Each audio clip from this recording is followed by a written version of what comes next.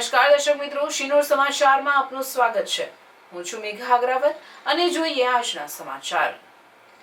વડોદરા જિલ્લાના દક્ષિણ પ્રયાગ તીર્થ ક્ષેત્ર ચાંદોદના પ્રસિદ્ધ મલ્હારરાવ ઘાટ ખાતે પ્રકૃતિ દત્ત વાતાવરણ અને નર્મદા મૈયાના પાવન પ્રવાહના સાનિધ્યમાં આજે ચાંદોદ ગ્રામ પંચાયતના સહયોગથી ગુજરાત રાજ્ય યોગ બોર્ડ દ્વારા 11મા આંતરરાષ્ટ્રીય યોગ દિવસની ઉત્સાહપૂર્વક ઉજવણી કરાઈ હતી।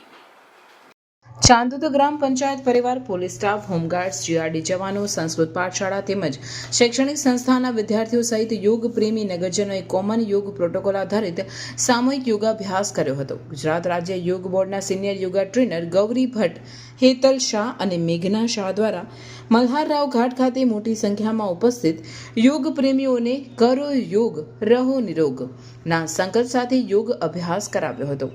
રિપોર્ટર મીત માછી, શિનોર સમાચાર ન્યૂઝ, ડભોઈ। જીઆરડી જવાનો, પોલીસ જવાનો સૌ સાથે ભેગા થઈને આજે આંતરરાષ્ટ્રીય યોગ દિવસની ઉજવણી કરી। આંતરરાષ્ટ્રીય યોગ દિવસની ઉજવણીમાં જે કોઈ સહભાગી થયા સૌ બહુ સરસ રીતે મા નર્મદાના કિનારે બેસીને યોગ કર્યો છે અને બધાએ તન મન ધન એનાથી યોગ દિવસની ઉજવણી કરી।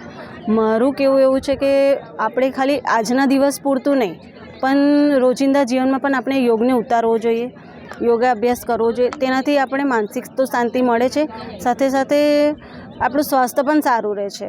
તો આપણે યોગ દિવસના નિમિત્તે પણ નહીં પણ કાયમ આપણે યોગ કરીએ એવી આશા।